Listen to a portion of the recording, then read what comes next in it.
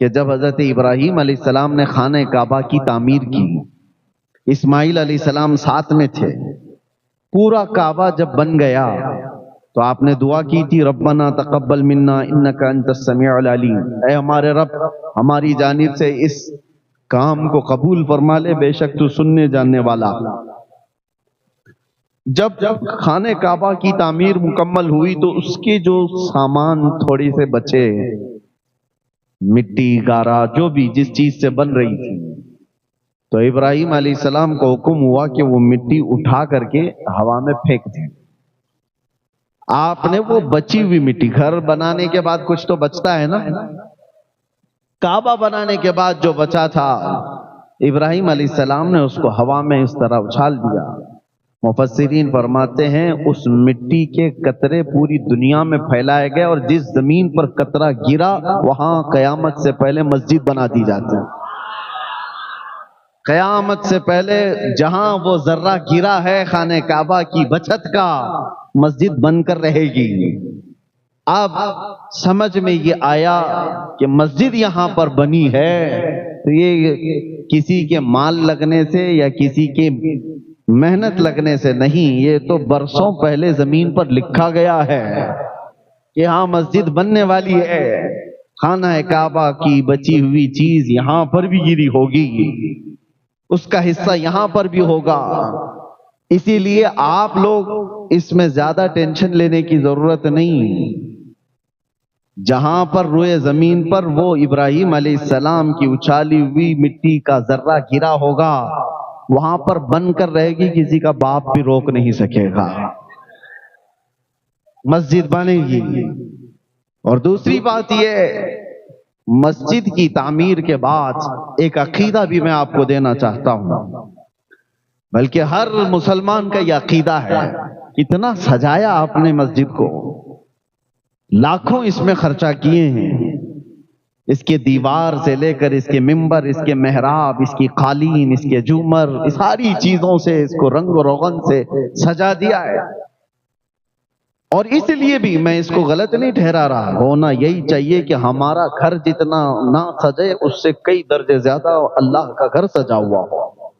پہلے تو بزرگوں کا یہ معمول ہوتا تھا کہ مسجد سے اوپر کسی کا مکان نہیں ہوتا تھا، مسجد سے اونچا گلی میں کسی کا مکان نہیں ہوتا تھا، کہ اللہ کا گھر ہے اس سے بڑا گھر کسی کا نہیں ہونا چاہیے۔ خانہ کعبہ پر بھی یہی تھا معمول۔ یہ تو اب کے ظالموں نے بڑی بڑی اونچی بلڈنگیں وہ بنائی ہیں، برسوں سے وہاں پر بھی تابعین یہ کہتے تھے خانہ کعبہ بیت اللہ جتنی اونچی تعمیر ہے اس سے اونچی تعمیر اس زمانے میں کسی کے گھر کی نہیں تھی، ہونا بھی یہی چاہیے۔ ہم اپنی استطاعت کے مطابق اللہ کے گھر کو خوب سجاتے ہیں، آپ نے بھی بہت سجایا ہے، آج اس کا افتتاح ہے، لیکن ایک سوال کبھی آپ کمیٹی والوں سے کرتے، امام سے کرتے کہ یہ پورا مکان اللہ کا، یہ گھر پورا سج تو چکا ہے لیکن اس میں کہیں خدا کی تصویر کیوں نہیں ہے؟ خدا یہاں پر دکھتا کیوں نہیں ہے؟ سارا سامان تو لگایا، آج تک کسی نے یہ سوال کیا نہیں۔ ہم پیدائشی عقیدہ یہ لے کر کے آ رہے ہیں، یہ دنیا کی واحد قوم ہے مسلمان جو بغیر دیکھے اللہ کی بارگاہ میں سر بسجود ہوتی ہے۔ وہ دوسری قومیں ہیں جن کو جھکنے کے لیے سامنے دیکھنا پڑتا ہے، اور قرآن میں مولا نے ہماری تعریف میں یہ فرمایا یؤمنون بالغیب، یہ وہ لوگ ہیں جو غیب پر ایمان لاتے ہیں۔ تمہیں کس نے کہا کہ اللہ ہے؟ صرف میرے عزیزو، ہم نے جو رب تبارک و تعالیٰ کے وجود کو پہچانا ہے وہ کس کے ذریعے سے؟ محمد الرسول اللہ کی ذات سے۔ میرے آقا صلی اللہ تعالیٰ علیہ وسلم نے فرمایا اللہ ہے، تو ہم نے اس کو تسلیم کر لیا، اللہ ہے۔ اب یہاں پر بہت سارے ملحدین جو آج کے زمانے میں ایتھیزم جو پھیلا ہوا ہے، ایک عجیب سی بات ہے، وہ بہت ساری چیزوں کو ایکسپٹ کرتے ہیں اور کچھ چیزوں کو ایسا اگنور کرتے ہیں، نکارتے ہیں۔ حیرت کی بات ہے، ایک نوجوان لڑکا ہے، اس سے میں نے پوچھا، کہا کہ ہم سائنٹیفک بات کرتے ہیں، جو چیز دکھ رہی ہے ہم اس کو مان رہے ہیں، جو چیز نہیں دکھ رہی ہے آپ خدا کے ہونے کو کیوں ہم کو منوا رہے ہیں؟ خدا کو کسی نے دیکھا ہے؟ تو نہیں دیکھا تو ہم کیوں مانیں؟ اور جو چیز دیکھی ہے اس کو تو ہم مانتے ہیں۔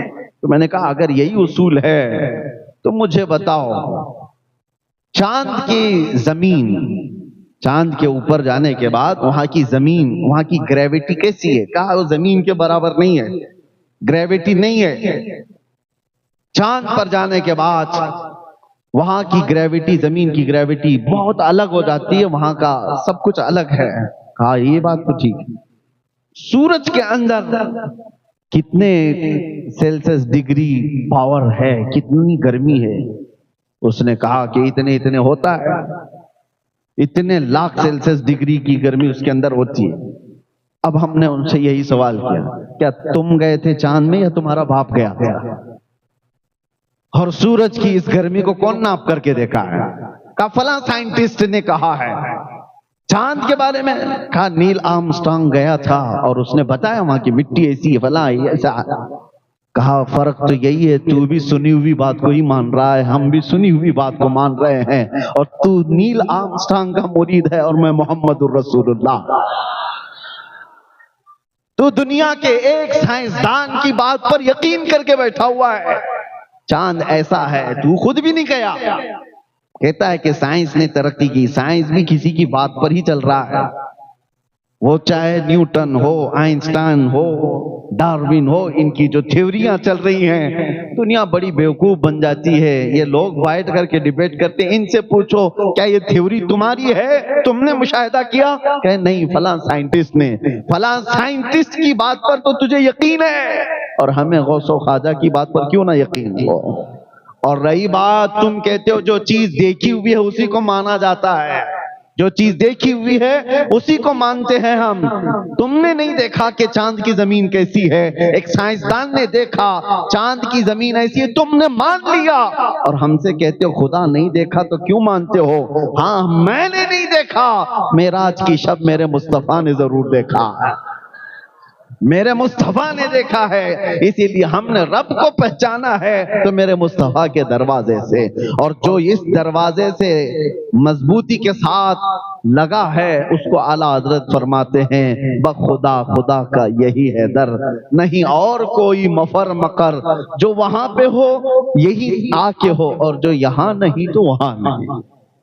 یہ ہے ہمارا طریقہ استدلال۔ رب تبارک و تعالیٰ کے وجود کے بارے میں وہ کسی اور ٹاپک پر یا کسی اور موقع پر عرض کریں، لیکن آج ہم اللہ کے اس مقدس گھر میں آئے ہیں۔ اے مسلمانوں، میں دلیل کے طور پر یہ نہیں کہہ رہا ہوں، ویسے تو دلیل کے متعلق جب بزرگان دین سے پوچھا گیا کہ آپ خدا کے ہونے پر یقین رکھتے ہیں، کیا دلیل ہے؟ انہوں نے تو بہت ایسی باتیں رکھی، کہا میں تو شہد کی مکھی کو دیکھ کر کے یقین رکھتا ہوں کہ اللہ ہے۔ کسی بزرگ نے کہا کیسے؟ کہا ایک ہی مکھی ہے، ایک ہی مکھی ہے، منہ بھی ایک ہے، ساری چیزیں، ڈنک مارے تو اس کی طرح زہر کسی کا نہیں، لیکن اگر تھوک دے تو اس سے زیادہ میٹھا بھی کچھ نہیں۔ یہ کیسے؟ اور ایک دو نہیں، حضرت سفیان فرماتے ہیں کہ شہتوت کا درخت ہوتا ہے، اس کو ہرن بھی کھاتی ہے، شہد کی مکھی بھی اس کو چوستی ہے، اور اس کے علاوہ کئی جانور اس سے شہتوت کو کھاتے ہیں۔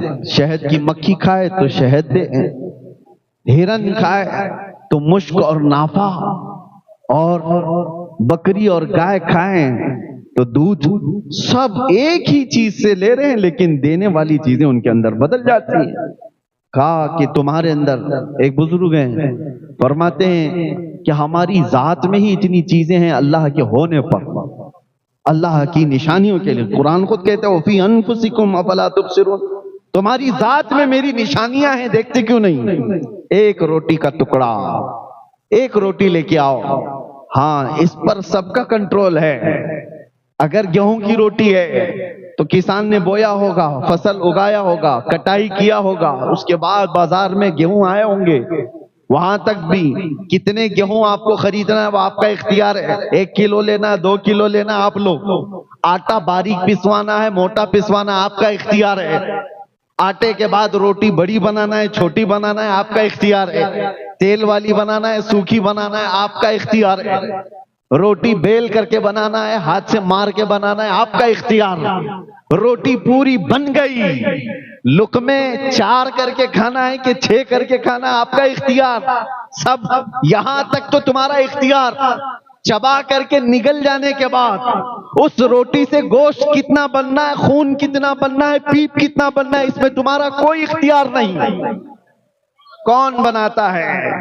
اس ایک روٹی سے گوشت بھی بنتا ہے، خون بھی بنتا ہے اور فضلہ بھی بنتا ہے، جسم کی جو ضروریات ہیں، منی کے قطرے بھی بنتے ہیں۔ ایک روٹی خون کیسے بناتی ہے، منی کا قطرہ کیسے بناتی ہے، گوشت کیسے بناتی ہے، اور ماں کے سینے میں دودھ کیسے بناتی ہے، یہ تمام چیزیں ایک روٹی۔ پتہ یہ چلا جب تک منہ سے باہر ہے میرا کنٹرول ہے، منہ کے اندر جانے کے بعد خالق کائنات کے نظام میں چلا جاتا ہے۔ یہ ہماری ذات میں موجود نشانی ہے، ہماری ذات کے اندر ہمارا کنٹرول نہیں ہے۔ اور کیا آپ نے کبھی محسوس کیا خون اور دودھ کتنے اپوزٹ لگتے ہیں، نہ ان کی رنگت میں کوئی مشابہت ہے، دیکھنے میں کوئی مثل لگتا ہے، ایک لال اور ایک سفید، نہ خوشبو میں ہے، دونوں میں کوئی میل جول ہے، خون کی بو الگ ہے دودھ کی بو الگ ہے، نہ دیکھنے میں نہ سونگھنے میں نہ چکھنے میں کوئی ذرا برابر بھی ان کے اندر مشابہت نہیں۔ خون چکھ کر کے دیکھ لو، دودھ چکھ کر کے دیکھ لو، زمین آسمان کا فرق ہے۔ اس کے بعد اثر میں بھی ارے دودھ کچھ اور بنا دے گا، خون کچھ اور کر دے گا، دونوں بہت ڈیفرنٹ۔ لیکن آپ کو پتا ہے قرآن کہتا ہے یخرج من بطونها شراب مختلف الوانها وفيه شفاء للناس۔ اللہ تبارک و تعالیٰ فرماتا ہے من بین فرث ودم لبنا خالصا سائغا للشاربین۔ 3 چیزیں، ایک دودھ، ایک خون اور ایک گوبر، 3 اپوزٹ چیزیں دکھ رہی ہوں گی آپ۔ اور اللہ قرآن میں 14ویں پارے میں فرماتا ہے گائے کو دیکھو بکری کو دیکھو، دودھ کہاں سے بنتا ہے، سائنس کے بچے ہوں تو تحقیق کر کے معلوم کریں، ریسرچ کریں، دودھ جہاں سے نکلتا ہے اللہ فرماتا ہے خون اور گوبر کے بیچ سے نکلتا، خون اور اس کے گوبر کے بیچ سے دودھ کو نکالا جاتا ہے۔ قرآن میں رب تعالیٰ فرماتا ہے من بین فرث و دم لبنا خالصا، خالص دودھ ہم گوبر اور خون کے درمیان سے نکالتے ہیں، سائغا للشاربین، پینے والوں کو خوشحال کر دیتا ہے۔ دودھ جب آتا ہے نہ اس میں خون کا مزہ ملتا ہے، نہ رنگ آتا ہے، نہ بو آتی ہے، نہ گوبر کا رنگ ہے، نہ مزہ ہے، نہ کوئی چیز۔ یہ دونوں چیزیں ذرا برابر بھی دودھ کو اثر نہیں کرتی۔ تم بھی اپنے ہاتھ میں لے کر کے دودھ یا ایک پیالے میں لے کر کے بیٹھو اور دوسرا پیالہ گوبر کا، تیسرا پیالہ خون کا، اور اس کے بعد تینوں کو ملا کر دودھ اس میں سے نکال کر کے دکھا دو، تب تمہاری قدرت پتہ چل جائے گی۔ ایک پیالے سے میں دودھ کو ان غلاظتوں سے الگ نہیں کر سکتا، اگر ان غلاظتوں سے کوئی الگ کر سکتا ہے تو وہ ایک ہی طاقت ہے، رب ذوالجلال۔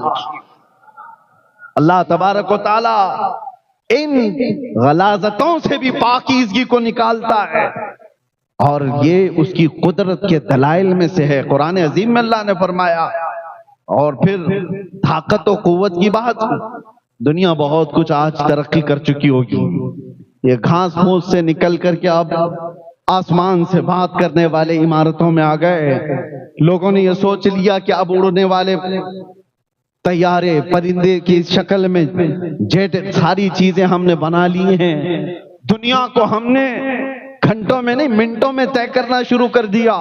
لیکن یہ سب چیزیں ہونے کے بعد آج تک پوری کائنات میں کسی نے یہ دعویٰ نہیں کیا کہ میں کسی کی جان بھی ڈال سکتا ہوں۔ یہ ایک چیز ایسی ہے جو انسان مرتے دم تک بلکہ قیامت تک اس کو نہیں کر سکے گا۔ کیوں؟ قرآن میں اللہ تعالیٰ فرماتا ہے کہ یہ انسان کی بات تو چھوڑو، رب تبارک و تعالیٰ یہ فرماتا ہے وَمَا قَدَرُ اللَّهَ حَقَّ قَدْرِهِ۔ اللہ تعالیٰ فرماتا ہے کہ لَن يَخْلُقُوا ذُبَابًا وَلَوِ اجْتَمَعُوا لَهُ، سارے انسان مل جائیں تب بھی وہ ایک مکھی نہیں بنا سکتے۔ ایک مکھی نہیں بنا سکتے. لن یخلقوا ذبابا، قرآن کا لفظ میں کہہ رہا ہوں. وَلَوِ اجْتَمَعُوا لَهُ، سارے لوگ مل کر کے اس پر کوشش کر لیں تو ایک مکھی نہیں بنا سکتے جو جان ڈالنا ہے اس کے اندر. جاندار چیز کو نہیں بنا سکتے. تمہارے اندر جو جان ہے یہ اللہ کی نشانی ہے، اور موت یہ اللہ کی نشانی ہے. اس سے بڑی نشانیاں کیا ہو سکتی ہیں؟ موت اور حیات اللہ کے ہونے پر دلیل ہے. ہر بیماری کو ڈاکٹر صحیح کر سکتا ہے، مرنے کے بعد کیوں نہیں صحیح کرتا؟ چند سانسیں کیوں نہیں دے سکتا؟ ارے میرے عزیزو، تاریخ میں موجود ہے ایک بہت بڑا امیر زادہ، کوریا کا رہنے والا، جو حکومتوں کو خرید لیا کرتا تھا، ملین نہیں بلین ڈالرز کا مالک، لیکن بیمار ہوا. یہ 2012 اور 14 کی بات میں عرض کر رہا ہوں. ایک بہت بڑی ٹیلی فون کمپنی کا مالک دنیا میں، جس نے پورا ہنگامہ مچا رکھا تھا، بیمار ایسا ہوا کہ بستر پر گرا. جانتے ہو پر ڈے اس کو ڈاکٹر دیکھنے کے لیے جو آتے تھے 1 کروڑ کا خرچہ تھا. 1 کروڑ پر ڈے. سارے لوگ مل کر 6 سال تک اس کو بستر سے اٹھانے کی کوشش کرتے رہے، اور 6 سال میں کتنے کروڑ جا چکے ہوں گے؟ کروڑوں. لیکن 6 سال کے بعد دنیا کے ٹاپ لیول کے ڈاکٹرز نے اپنی عاجزی کا اعلان کیا اور کہا کہ صاحب ثروت جنہوں نے کئی 100 کروڑ کے خرچ کر چکے، ان کی سانسیں بند ہو چکی. ہم نہ بستر سے اٹھا سکے، نہ ایک سانس زیادہ دے سکے. ہمارے زندگیوں میں جو سانسیں چل رہی ہیں خدا کے ہونے کی نشانی ہے، وہ رب ہے. امام اعظم ابو حنیفہ رحمۃ اللہ تعالی علیہ کی بارگاہ میں نہیں، امام جعفر صادق رضی اللہ تعالی اہل بیت کے بڑے امام، آپ کی بارگاہ میں ایک شخص آیا، بہت آزاد خیال تھا. کیسے ہو سکتا ہے خدا؟ کون ہے؟ آپ نے کچھ نہیں، جواب دینے کے ائمہ کے انداز الگ الگ ہیں. آپ نے کہا کبھی سمندر کا سفر کیا؟ کہا ہاں میں نے کیا ہے. کیا کبھی سمندر کا خوفناک سفر بھی دیکھا؟ سمندر کے سفر اچھے بھی ہوتے ہیں، بہت سخت بھی ہوتے ہیں، خوفناک بھی ہو جاتے ہیں. اس نے کہا میری زندگی میں ایک سفر اتنا ڈینجر ہے کہ اس کو بھول نہیں سکتا. کہا کیا ہوا تھا بتا. کہا جہاز تو نکل چکا، اچانک طوفانوں کے بیچ گر گیا ہمارا جہاز، اور جتنے اس پر کیپٹن تھے، ملاح تھے، ایک کے بعد دیگرے سب مر گئے، ڈوبتے چلے گئے. جہاز میں پانی اتنا آیا کہ کوئی سنبھال نہ سکا، سب گر گئے، مر گئے، اور جہاز ٹوٹ کے بکھرا. تو میں نے پہلے تو یہ سوچا تھا کہ یہ ملاح کسی طرح نکال لیں گے، نہیں وہ سب مر گئے. تو جہاز کے سوچا کہ یہ کسی طرح تیر کر باہر آ جائے گا. جہاز ٹوٹ گیا، ایک تختہ بچا تھا، میں اس تختے پر آ گیا اور اس تختے پر لیٹا رہا. تھوڑی دیر کے بعد اس تختے نے بھی ساتھ چھوڑ دیا، میں گر گیا سمندر میں اور اپنے آپ کو موجوں کے حوالے کر دیا. پھر ہوا یہ کہ میں غشی کے عالم میں تھا، کنارے لگ تو گیا، ہوش آیا تو میں زندہ تھا، اٹھ کر کے آ گیا. اور اس کے بعد وہ خدا کے ہونے کا یقین نہیں رکھنے والا بندہ تھا. اس وقت امام جعفر صادق نے کیا پوچھا، یہ ہماری اور آپ کی زندگیوں میں آنے والی بات میں عرض کر رہا ہوں. انہوں نے کہا اچھا ٹھیک ہے، سمندر کے سفر پر جب تو تھا، پہلے تو سمندر میں چل نہیں سکتا تھا، سمندر میں پیدل جا نہیں سکتا تھا، تو کیا کیا تو نے؟ جہاز کو لے لیا. کہ جہاز پر تیرا بھروسہ تھا کہ سمندر پر میں نہیں چل سکتا، جہاز لے کر جائے گا. جہاز پر سوار ہوا تو جہاز جب ہچکولے کھانے لگا تو تیرا یقین کس کے اوپر آ گیا؟ ملاح پر. کیپٹن ہے، چلا لے گا، نکال لے گا. لیکن جب وہ ڈوبنے لگ گئے، تب پھر تیرا یقین جہاز کے ان تختوں پر ہوا کہ یہ ڈوبیں گے نہیں، کسی طرح اس پر سوار ہو جاؤں گا. جہاز سے یقین بڑھ کر ملاح پہ آیا، ملاح سے بڑھ کر کے ٹوٹے ہوئے تختوں پر آیا.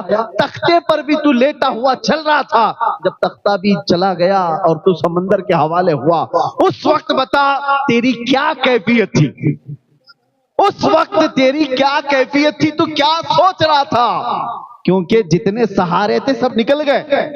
جہاز تھا وہ بھی چلا گیا، ملاح تھا ڈوب گیا، تختہ تھا چلا گیا، لاسٹ کچھ نہیں تھا، سمندر کے حوالے اپنے آپ کو کیا. اس وقت تیری سوچ کیا تھی؟ وہ کہتا ہے میری سوچ یہ تھی کوئی تو ایسی طاقت آئے جو مجھے یہاں سے بچا لے.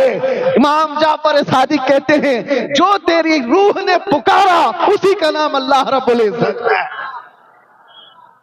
جو تیری ایسی کیفیت میں یاد آ جائے سمجھ لے وہی اللہ کی ذات ہے. جہاں سارے سہارے ختم ہو جائیں, سارے امیدیں ٹوٹ جائیں, وہاں پھر جس چیز کی یاد آتی ہے وہ رحمان و رحیم ہے.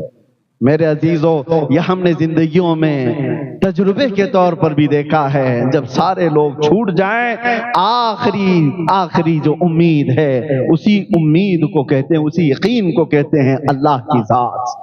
اللہ کی ذات, یہاں سے بندہ پھر اتنا پاورفل ہوتا ہے. ابھی میں آپ کو بتاؤں, مسجد میں بیٹھے ہیں, یہ چھت لگی ہے. چھت کس پر کھڑی ہے؟ چھت تو پلر کے اوپر ہے, دیواروں کے اوپر ہے. لیکن ابھی اگر کوئی بتا دے کہ کریک ہو گئی, چھت گر سکتی ہے, تو آپ کیا کریں گے؟ بھاگ کر کے باہر نکل جائیں گے. یہی ہوگا. چھت, پلر والی چھت گر رہی ہے تو بھاگ کر کے کہاں جاتے ہیں؟ آسمان کے نیچے جس کا کوئی پلر ہی نہیں ہے, اس کا کوئی پلر ہی نہیں, پورا آسمان کہیں پلر ہے. عجیب یقین ہے تمہارا, یہ پلر والی چھت پر یقین نہیں ہے کہ یہ بلڈر کا بنایا ہوا ٹوٹ سکتا ہے. وہ رب العالمین کا ہے, کبھی نہیں ٹوٹے گا. اس یقین کا نام ہے خدا وحدہ لا شریک کا ہونا. تمہارا یقین بتاتا ہے, تمہارا یقین. تم بچنے کے لیے بھاگتے کہاں ہو؟ بھاگتے وہی ہو. یہ بے اختیار ہے, کوئی کہتا نہیں ہے تمہیں, یہ بغیر تمہارے, یہ فطرت میں اللہ نے تمہارے ڈال رکھا ہے, فطرت میں ڈال رکھا ہے. میرے عزیزو, بہت سارے ایسے ہیں, ہر بچے کو سکھایا نہیں جاتا آگ گرم ہوتی ہے, برف ٹھنڈا ہوتا ہے. فطرت میں اللہ اس کے ڈالا ہوا ہے. کیا سب کو سکھایا آپ نے؟ ہر بچے, کسی بچے کے ساتھ اتفاق ہو گیا, آگ کے قریب آیا تو اس کو بتا دیا ہوگا.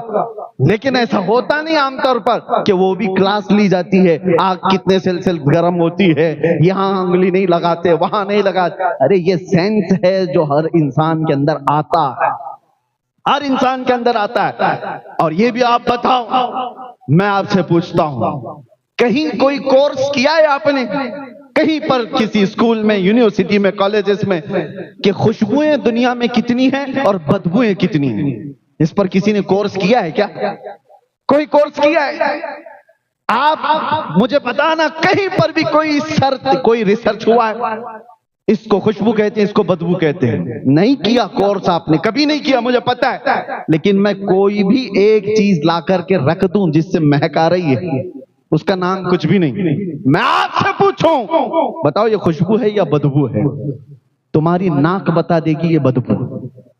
یہ سینس کیسے آیا؟ کیا اس کا نام تمہیں پتا؟ کہیں ریسرچ کیا ہے کہ اس کو بدبو کہتے ہیں؟ نہیں. تمہاری طبیعت اس کو ایکسپٹ نہیں کر رہی ہے. یہ میری طبیعت پر بوجھ بن رہی ہے, دماغ پر بوجھ بن رہی ہے, یہ بدبو ہی ہے. اسی کی جگہ اگر میں کوئی اچھی والی خوشبو لا کر کے رکھ دوں, نام کچھ نہیں, نام کچھ نہیں, میں آپ سے کہوں بتائیے کیا ہے, یہ سون کر, وہ کہے گا کچھ تو ہے لیکن خوشبو ہے. یہ چیز میں آپ کو یہ بتا رہا ہوں, جو لوگ یہ کہتے ہیں کہ خدا کے ہونے پر کسی کو بتانا ضروری ہے, میرے عزیزو, اللہ نے خود زندگی میں ایسی چیز ڈال رکھا ہے. تم جب خوشبو اور بدبو کو بغیر کسی استاد کے پہچان لیتے ہو, بغیر کسی استاد کے پہچان لیتے ہو, اللہ تعالیٰ قرآن میں فرماتا ہے وَهَدَيْنَاهُ النَّجْدَيْنِ, ہم نے ہر انسان کو دو چیزیں عطا کی ہیں, خیر والی بھی اور شر والی بھی. تم خود پہچان لیتے ہو, اسی لیے اپنے عقل کا بھی استعمال کرو, اور جہاں عقل تھک جائے, مالک عقل اور عقل کو صحیح پرکھنے والے, کامل عقل والے انسان کامل محمد الرسول اللہ کا سہارا لے. بات یہی ہے. اب یہاں پر ایک اور بات بتا دوں, عقل کا استعمال کر کے نشانیوں سے آدمی سمجھ تو سکتا ہے. دھواں ہے کہیں پر, دھواں کہیں ہے, آپ بغیر وہاں گئے اتنا تو کہہ سکتے ہیں آگ تو لگی ہوگی. آپ نے آگ نہیں دیکھا, لیکن دھواں دیکھ کر آپ کو کیا لگ رہا ہے؟ آگ ہوگی. آگ کے بغیر دھواں آیا کیسے؟ یہ اتنا سینس تو ہے آپ گئے نہیں, دور بیٹھے. یا عقل کا استعمال ہے, یا عقل کے استعمال سے آپ نے کہا. میاں کبھی کبھار ایسا ہوتا ہے, ہر جگہ عقل ساتھ نہیں دیتی, ہر جگہ عقل کامل نہیں ہے. اسی لیے اس عقل کو مرید بنانا پڑتا ہے کامل انسان کا, کہ اتنا بھی آزاد نہ ہو جائے. عقل, فلسفی لوگ صرف عقل استعمال کیے, گمراہ ہو گئے. صرف عقل. اسی لیے جو لوگ آج ایتھسٹ بنے ہیں وہ صرف لاجک بات کرنا چاہتے ہیں، وہ صرف محسوسات کو بات کرنا چاہتے ہیں، جو چھونے پر معلوم پڑے، جو چکھنے پر معلوم پڑے، جو دیکھنے پر معلوم پڑے، جو سونگنے پر معلوم پڑے، وہی چیز کا ایگزسٹ ہے، وہی ہے. باقی جو چیز نہیں ہے وہ خیالی ہے، کالپنک ہے. میاں ایسی کالپنک بہت ساری چیزیں ہیں آپ کو پتہ نہیں. آپ کو ایک تھپڑ ابھی لگاؤں اور اس کے بعد کہ سر میں مار دیا، درد ہو رہا ہے، میں کہوں کہاں ہے وہ درد؟ نہ چکھنے سے لگتا ہے، نہ سونگنے سے لگتا ہے، نہ دیکھنے سے لگتا ہے، احساس ہے.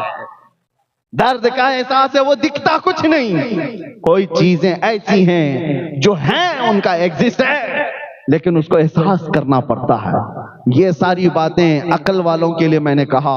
اب یہ آخری باتیں سمیٹتے ہوئے عرض کرتا ہوں میرے عزیزوں، عقل کو اتنا آزاد بھی مت رکھو، اتنا آزاد بھی مت رکھو کہ شیطان کس انداز میں آتا ہے پتہ ہے؟ مسلم شریف کی حدیث ہے، میرے آقا صلی اللہ علیہ وسلم فرماتے ہیں وہ شیطان سب سے پہلے مسلمان کے پاس آتا ہے اور کہتا ہے زمین کو کس نے بنایا؟ تم یقین کے ساتھ جواب دیتے ہو اللہ نے بنایا. آسمان کو کس نے بنایا؟ شیطان سوال ڈالتا ہے، تم جواب دیتے ہو اپنے اندر سے ہی اللہ نے بنایا. درختوں کو، سمندروں کو، پیڑ پودوں کو، جانوروں کو، جنات کو، ملائکہ کو کس نے پیدا کیا؟ وہ سوالات ڈالتا رہتا ہے اور تم جواب دیتے رہتے ہو اللہ نے بنایا، اللہ نے بنایا. اخیر میں جا کر کے شیطان تمہارے دماغ میں یہ سوال ڈالتا ہے پھر اللہ کو کس نے بنایا؟ تو اللہ کو کس نے بنایا یہاں تک تمہیں لے آتا ہے. اور یہی ہے جو عقل دھوکہ کھانے لگ جاتی ہے. عقل کو وہاں سہارے کی ضرورت ہے. یہاں تک تو تم نے حاصل کیا. چیزوں کو آپ ترتیب دے کر کے معلوم کر سکتے ہیں. ابھی کسی سے آپ بھی ڈیبیٹ کر کے بول سکتے ہیں زمین ایسی نہیں آئی، آسمان ایسی نہیں آیا، اس کو کوئی چلا رہا ہے یا کسی نے بنایا. لیکن جب بات چلتے چلتے خالق کائنات پر آتی ہے عقل وہاں پر کمزور محسوس کرتی ہے اپنے آپ کو. ایسی جگہوں پر میرے عزیزوں کامل عقل کے لیے کسی سچے انسان کی ضرورت ہوتی ہے. اسی طرح امام فخر الدین رازی ایک بہت بڑے بزرگ ہیں، فلسفی ہیں، منطقی ہیں اور دلائل سے لوگوں کو عاجز کر دیتے تھے. پوری دنیا میں ان کے چرچے تھے. لیکن موت کا وقت جب قریب آیا تو شیطان ان کے پاس آیا، کہا رازی تم بڑے فلسفی ہو، منطقی ہو، سائنسدان ہو، بتاؤ اللہ کے ہونے پر تمہاری کیا دلیل ہے؟ اللہ کے ایک ہونے پر کیا دلیل ہے؟ امام رازی نے دلیل دے دی. موت کا وقت قریب ہے، سرانے کے پاس کوئی بزرگ کی شکل میں آیا ہوا شیطان. آپ نے دلیل دی، اس نے دلیل کو کاٹ دیا. دوسری دلیل دی، اس نے کاٹ دیا. تیسری دلیل دی، کاٹ دیا. اور شیطان بھی بڑا علم والا ہے، 360 دلیلیں انہوں نے اللہ کے وجود پر دی. ہم کہاں سے دے پائیں گے؟ 360 دلیلیں دی اللہ کے ایک ہونے پر اور اللہ کے وجود پر. جب اخیر میں عاجز آ گئے، ایمان ڈگمگانے جیسا لگا، آدمی پھر سوچنے لگتا ہے پھر ہے یا نہیں. میں جو کہہ رہا ہوں ہر چیز کا یہ سامنے والا توڑ نکال رہا ہے، تو پھر میں اپنی بات میں پکا ہوں یا نہیں؟ شک پیدا کر دیتا ہے شیطان. اس وقت جانتے ہو کیا چیز ساتھ آئی؟ فخر الدین رازی بیعت کیے ہوئے تھے نجم الدین کبریٰ. سلسلہ چشتیہ کے بڑے بزرگ ہیں اور صاحب دل بزرگ، صاحب کشف اور پیر و مرشد زندہ تھے. مرید کے یہ حالات دیکھ رہے تھے بڑی دور سے، وضو فرما رہے تھے اور دیکھا نہ گیا اپنے مرید کی جانکنی کے وقت کے یہ حالات. وہیں سے پکار کر کہا رازی تو کس سے بحث کر رہا ہے؟ وہ ابلیس لعین ہے جو تیرے ہر سوال پر، ہر دلیل پر کاٹ کرے گا. اس سے صرف اتنا کہو میں اپنے خدا کو بغیر دلیل کے ایک مانتا ہوں، بغیر دلیل کے ایک مانتا ہوں. جب آپ نے امام رازی نے اس سے کہا میں اللہ کو بغیر کسی دلیل کے ایک مانتا ہوں، میرا زمین پر ہونا ہی دلیل ہے کہ اللہ ہے اور اللہ ایک ہے، جس طرح میں چل رہا ہوں. اس جواب کے بعد ابلیس لعین یہ کہتا ہوا گیا اے رازی اگر آج وہ نجم الدین کبریٰ نہ ہوتا تو میں تیرا ایمان لے جا چکا ہوتا. اس مقام پر میں نے ہزاروں کے لے لیے، اگر تیری یہ نسبت نہ ہوتی تو میں لے لیتا. پتہ یہ چلتا ہے کہ عقل ایک جگہ آ کر کے عاجز ہو جاتی ہے، اس کے بعد پھر ہمیں سہارے کی ضرورت ہوتی ہے. اور اسی لیے ہم اپنے زمانے کے مشائخ کے ہاتھ پر ہاتھ دے کر بیعت اس لیے کرتے ہیں کہ ہمارے پیر، ہمارے شیخ جو ہیں، لیکن یہ تو سلسلہ لگا ہوا ہے مصطفیٰ کی ذات. اسی لیے اعلیٰ حضرت نے فرمایا کسی کا پیر کامل نہیں تو اس کا پیر کامل ہوگا، اس کا نہیں تو اس کا پیر کامل ہوگا، ارے اس کا نہیں تو اس کا، کہیں تو جا کر اوپر کامل پیر ہوگا۔ اور یہ سلسلہ ہے، چین ہے، کرنٹ ہے، ایک جگہ بٹن لگا دو تو کرنٹ نیچے تک تو آ ہی جائے گا، اس لیے یہ سلسلہ ہوتا ہے۔ بہرحال دو باتیں میں نے آج آپ کے سامنے عرض کی ہیں، ایک عقل کا استعمال کر کے اللہ کے ایک ہونے کی دلیلیں بہت بندے حاصل کر سکتے ہیں، دوسرے عقل جہاں عاجز آ جائے، انسان کامل کا سہارا محمد الرسول اللہ کی ذات۔ ہم نے اللہ کو ایک مانا ہے، اللہ کے وجود کو مانا ہے تو کسی سائنسدان کے بتانے سے نہیں، میرے آقا کے بتانے سے، اللہ کے رسول نے بتایا۔ اب بہت سارے ابھی 2-3 دن پہلے ایک نان مسلم ہے، وہ مجھ سے سوال کر رہے تھے، کہا کہ ہمارے پنڈت جی کہتے ہیں یہ سورگ نورگ یہ سب چیزیں بنائی ہوئی ہیں، کالپنک ہے، کچھ ہے نہیں، کسی نے دیکھا ہے کیا؟ جنت ہے، دوزخ ہے، یہ سب دھرموں نے اپنے اپنے بنایا ہوا ہے۔ تو ہم نے کہا کہ وہ ظاہر سی بات ہے ان کے لیے کالپنک ہے، ان کے لیے کالپنک ہے کیونکہ وہ دیکھے نہیں ہیں، لیکن بہت ساری چیزیں ان سے میں پوچھتا ہوں، ان سے پوچھو نیوزی لینڈ کا ویدر کیسا ہے؟ کہ بہت ٹھنڈا ہے۔ کہا گئے تھے؟ نہیں، کسی نے بتایا۔ ارے میاں یہ بھی کالپنک ہے، کسی کا سن کر کے ہی تم بتا رہے ہو۔ نیوزی لینڈ کا ویدر ایسا ہے، امریکہ کا ویدر ایسا ہے، ہر جگہ گئے تو نہیں، معلومات لیے بیٹھے ہو، کس سے لیے ہو؟ کوئی تو سورس ہے، اور جو بتایا ہوا اس پر تمہیں اتنا یقین ہے۔ جسی نے کہہ دیا کہ نیوزی لینڈ میں بہت ٹھنڈی ہے، مان لیا، امریکہ میں گرمی ہے، مان لیا، اور تم جب انسانوں کی بات مان لیتے ہو، ہم نے دیکھا میرے آقا نے فرمایا اللہ رب العزت رحمان ہے، ہم نے مانا، اللہ کے رسول نے کہا وہ رحیم ہے، ہم نے مانا، اللہ کے نبی نے کہا وہ مالک الملک ذو الجلال والاکرام ہے، ہم نے مانا۔ فرق صرف اتنا ہے کہ تم چلتے پھرتے آوارہ لوگوں کی مانتے ہو، ہم کائنات کے مالک و مختار کی مانتے ہیں۔ تم جن کی مان کر کے پوری دنیا میں چل رہے ہو، تمہیں ویدر بھی پتا ہے، ماحول بھی پتا ہے، امریکہ میں لوگ کیا کھاتے وہ بھی پتا ہے، گئے نہیں، سن کر کے تمہیں پتا ہے۔ اسی طرح میرے عزیزو، جو ہم تو جنت گئے نہیں، ہم تو دوزخ دیکھے نہیں، لیکن میرے مصطفیٰ معراج کی شب گئے ہیں، جنت بھی دیکھا ہے، دوزخ بھی دیکھا ہے، آ کے انہوں نے حالات بتایا، تو پھر ہم کیوں نہ مانے؟ اس لیے مانتے ہیں کہ بمصطفیٰ برساں خیش کے دی ہماؤس۔ اقبال نے کہا ہے اپنے آپ کو رسول اللہ کے قدموں تک پہنچا دے، یہی دین ہے۔ کربوں نہ رسیدی تمام ابو لہبی، اگر ان کی بات نہیں مانا تو زندگی ابو لہب کی طرح۔ بات سمجھ میں آ گئی؟ ہم حضور پاک صلی اللہ تعالیٰ علیہ وسلم کی ذات پر یقین کرتے ہوئے ہم یہ ساری چیزیں لے کر چل رہے ہیں۔ باتیں بہت ساری ہیں، دلائل بہت ساری ہیں، لیکن اتنی بات میں آپ سے کہوں گا، پراؤڈ فیل کرو، فخر محسوس کرو کہ اللہ نے تمہیں اسلام میں پیدا کیا۔ پراؤڈ فیل کرو، سر جھکا کر جینے کا نہیں، سر اٹھا کر جینے کا موقع ہے۔ میرے عزیزو، کیا چیز کی کمی ہے تمہارے دین میں؟ اللہ نے تمہارے ان پیشانیوں کو ایرے غیرے نتھو کھیرے کے سامنے جھکنے سے بچا رکھا ہے۔ ہر کسی طاقت کو دیکھ کر تم نہیں جھکتے، ارے تم تھوڑی نہ وہ چوہے پہ بھی جھک گئے، بلی پہ بھی جھک گئے، سانپ پہ بھی جھک گئے، ہاں جس کو طاقت میں دیکھا جھک گئے۔ نہیں، ہم طاقت کو دیکھ کر نہیں جھکتے، ہم صبح سے لے کر رات تک ایک ہی بات کہتے ہیں، اللہ اکبر، اللہ سب سے بڑا ہے، اللہ سب سے بڑا ہے۔ کیوں؟ ہم آئے تھے دنیا میں تو کان میں سب سے پہلے یہی کہا گیا تھا، اللہ اکبر، اور جب دنیا سے جا رہے ہوں گے جنازہ رکھ کر کے بھی امام صاحب کیا کہیں گے؟ اللہ اکبر، اللہ سب سے بڑا ہے۔ یہ مسلمان ہے جس کا عقیدہ ہے۔ ہر کسی کے سامنے اللہ نے تمہاری پیشانی کو جھکنے نہیں دیا۔ یہ کتنی عزت والی بات ہے، اللہ نے تمہیں محترم رکھا ہے، مقدس رکھا ہے، اور پاک اتنا رکھا کہ حلال و حرام کی تمیز دنیا میں دوسرے جگہوں پر کہیں نہیں ہے۔ آپ کیا ہیں؟ آپ کیا؟ جو بھی انسان کی فطرت کو میل نہیں کھاتی وہ تمہارے لیے جائز نہیں رکھا گیا۔ تمہیں ایسا نہیں رکھا گیا کہ تم پیشاب بھی پی لو، پخانہ بھی کھا لو، شراب بھی، ہر غلاظت نہیں، تم انسان ہو۔ اور جو دنیا کیا سمجھتی ہے، شراب کیوں نہیں پی سکتے؟ وہ باقی ساری، جو شراب پینے والا ماں اور بیوی میں فرق نہیں کر سکتا، بیٹی اور بہن میں فرق نہیں کر سکتا، اس کی عقل معوف ہو جاتی ہے. اور اسی لیے اسلام نے ہر ایسی چیز سے بچا رکھا ہے جو انسانیت کے اقدار سے گرا دیتی ہو، انسان کو انسانیت کے اخلاق سے گرا دیتی ہو. میرے عزیزوں، ایک ابھی واقعہ میرے پاس آیا ہوا ہے، ابھی ممبئی کی سرزمین پر ایک باپ نے اپنی بیٹی سے کئی مرتبہ زنا کیا. کیسے ہو سکتا ہے؟ اس کو گرفتار کیا گیا. ابھی بہت روتا ہے، مارا پولیس نے، بہت کچھ کیا، بہت لمبے کیسوں میں گیا، لیکن کنٹینیو روتا ہے. کہا کیسے؟ کہا نہیں، میں اپنی بیٹی سے بہت پیار کرتا ہوں، محبت کرتا ہوں، مجھ سے کیسے ہو گیا پتہ نہیں، میں نہیں کرنا چاہتا تھا، ہوا. ارے ایک بار نہیں، دو بار نہیں، کئی بار. اور جب حد سے تجاوز کر گیا تو یہ معاملہ سامنے آیا.